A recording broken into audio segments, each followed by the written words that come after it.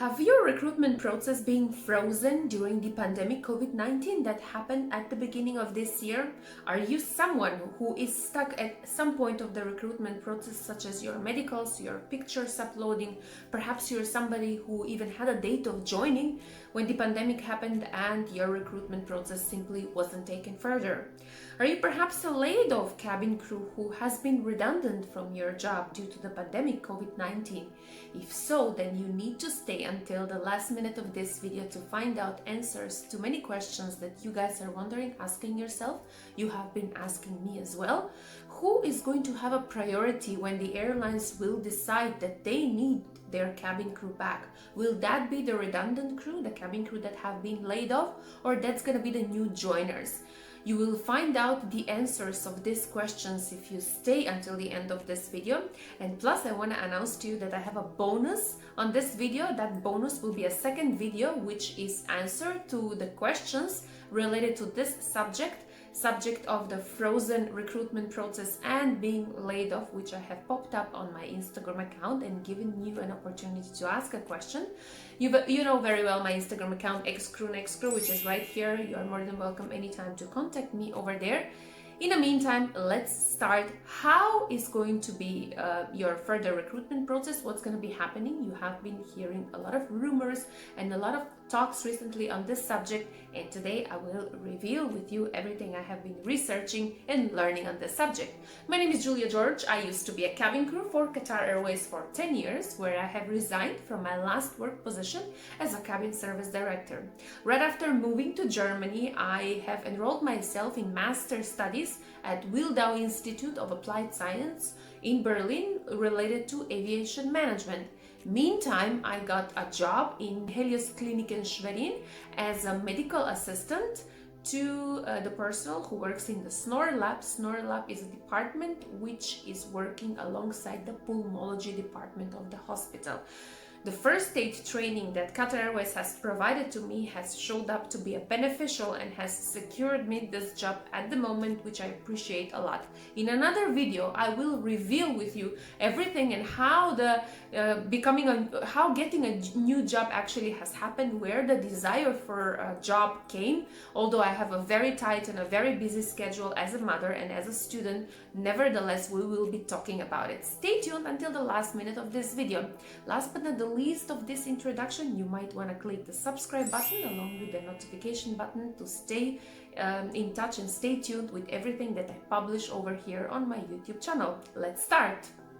If you have been stuck at any point of the recruitment process while your application was enrolled to become a cabin crew, you will most probably have to reapply again.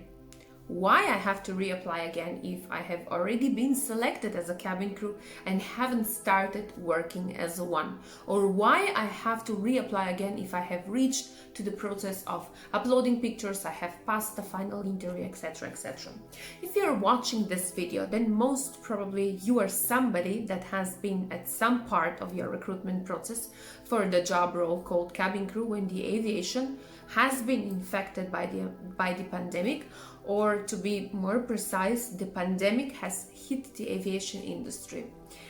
If we go a little bit back in time, or if we just a little bit remember when everything started somewhere in March, or to some candidates it was even February, and by April many of you guys were already clearly aware of what has been happening, and your cancellations, your recruitment process has been cancelled and has been frozen back then.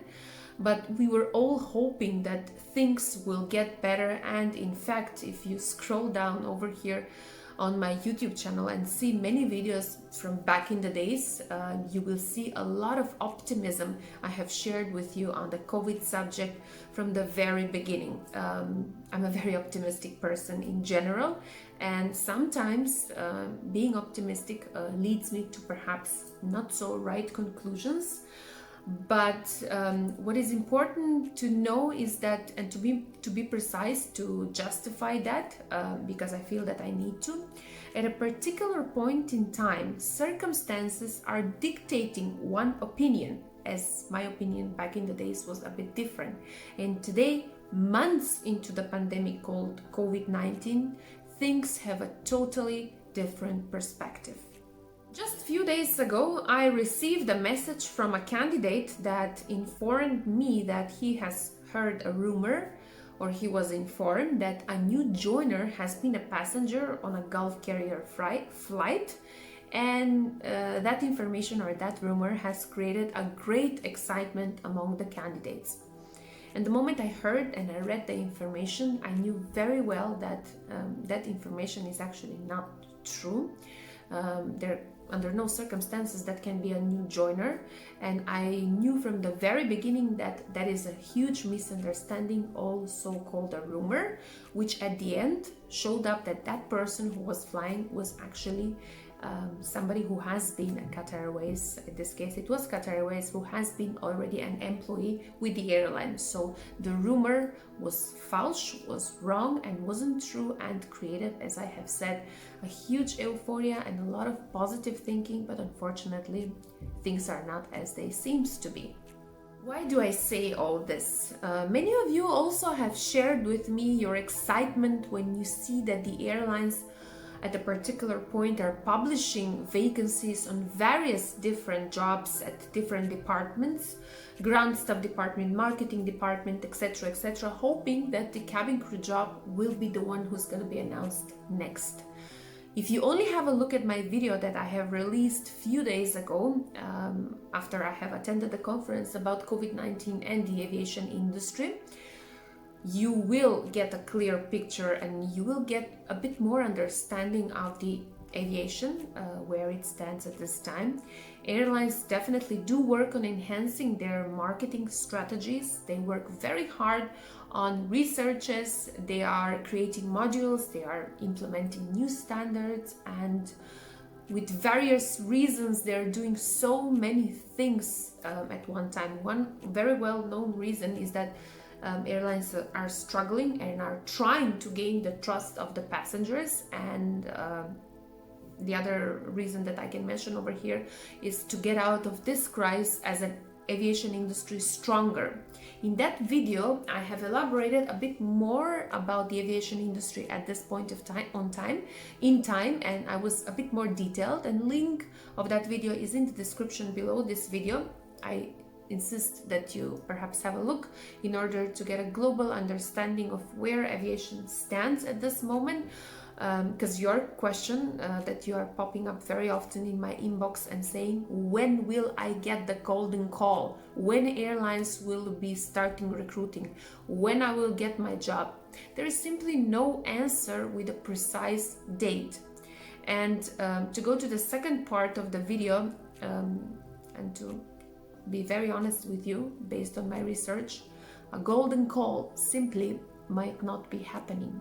There will be a call, I'm very sure that there will be a call, and there will be a sort of information given to you, but it's not gonna be your date of joining. I've been researching on this subject, and according to my research, of course, in accordance to my knowledge related to aviation management master studies, because I study how to manage an airline, and I do believe that I have a full credibility to speak on this subject, at the same time to research on this subject, because it is a field that I'm highly interested, and it is a topic that keeps me very much engaged. Why do the airlines will be asking you to apply again? You have been stuck at that point in time during your recruitment process, and months into the pandemic, the airlines might want you back, and they're asking you to reapply again. Why is that? Irrespective at which point of the recruitment process you are, you most probably will be asked to reapply again. You need to understand this, and this is very likely that it's going to be happening for many airlines across the globe. And I will tell you why. Let's go back to my very first videos over here on my YouTube channel that I have created, and I have spoken about a topic so much. Perhaps at a certain point in time I've spoken about that topic too much, but the answer to the question that I have popped up previously is very simple. The answer to the question is called skills, or it's because of your skills you have been asked to apply and to reapply again for the job role called cabin crew. Now, most probably you are asking yourself, what's wrong with my skills? I have my skills. They have recruited me based on my skills. Are they crazy? Why they're asking me to reapply again? This is too much. This is very funny. This is blah, blah, blah, blah. And you can continue on complaining, those amazing groups that you have between each other as candidates, but that's not going to bring anything. That's why you're in this video now, to understand why, because of your skills. Let's remind each other what are the skills by definition. Skills are an ability to do something well, right? And in order to give you a proper answer to this question or to this important inquiry of yours, I would like to share with you an example. And I think that once you hear this example, you will have a totally different perspective. Let's say you're sick and you have a cancer. God forbid, I'm just taking this as an example. You go to the doctor, and let's say the doctor is an oncologist. He takes your history, he assesses your condition, he gives you the necessary treatment, and you're fine again. Then after some time, your cancer is active again. I'm saying God forbids. Then you go to the very same doctor that has helped you and checked on you. He's examining you again. He's giving you a treatment, but somehow that doesn't work on you because you don't feel well. Then you come to a point where you're finding out that your oncologist has previously have treated you, have actually had a long break in his job, and he has been away from the medical field for some time for a various reason. Naturally, at this point of time, you will go to another doctor that you feel and have been researching that it's more skillful and it's more knowledgeable, and a doctor who have not had any breaks during his work time, and you are again fine thanks to the treatment that the second doctor has given to you. Now, if the skills are ability to do something well, don't we have to be practicing whatever thing we're doing well in a so-called constant process? Now, scenarios like this, where people, or in this scenario us, you and me, we're not in touch with what we know how to do well in order to straighten that well, it's called or has been defined at this time as something called occupational decline. This is very common during the pandemic. Now it's common more than ever, and we can see at this particular time that many people are struggling to get a job, and many people are actually struggling to sustain in the very same job. Can you or me together, can we be a promise to the airlines that we have applied, that during this pandemic time we have kept the same level of skills and all the qualities that the human resource team liked about us once upon a time, and I'm saying once upon a time like 4, 6, 8 months ago, that must be discovered and that must be rechecked again. And I'm going to connect this to the medical certificate. If our medical certificate for any job that we are applying for is usually valid for 6 months, this is exactly the very same thing with the skills. This is why, ladies and gentlemen, I keep on emphasizing the 4 important competences on my YouTube channel and on my Instagram account. Those 4 important competences, which I believe are important for you, for me, for all of us, are health, happiness, knowledge, and strength. Remember, health, happiness, knowledge, and strength. If you have been keeping up to date with what has been happening in the aviation industry and all the components that I have spoken in my video, Aviation in Times of Turbulence, COVID-19 and its political and economical implications, the thumbnail for that video looks like this. You've got the link for that video below this video in the description. And if you have been working in literally whatever field that has been available and has been accessible to you, just like I do at the moment, I work in a hospital, in a pulmonology department. If you have been taking care about your health, you again will be that healthy, happy, knowledgeable, and strong candidate. And I don't see a reason why you, that has been redundant, that has been stopped at any point of your recruitment process, to be worried what's going to happen on your second application. Recruitment team will be raising up the expectations for every candidate more higher, because the aviation industry after the pandemic, it is going to be a whole different industry. And myself and Nithi Belani, we're here in this process with you together. She has been talking about this subject and she's organizing webinars as an educator and as a trainer. And I'm over here also on my YouTube channel and my Instagram account as an aviation management master's student to share with you my knowledge and my experience on this. Now, some of you might even ask me why the laid off or the redundant crew are not asked to reapply again.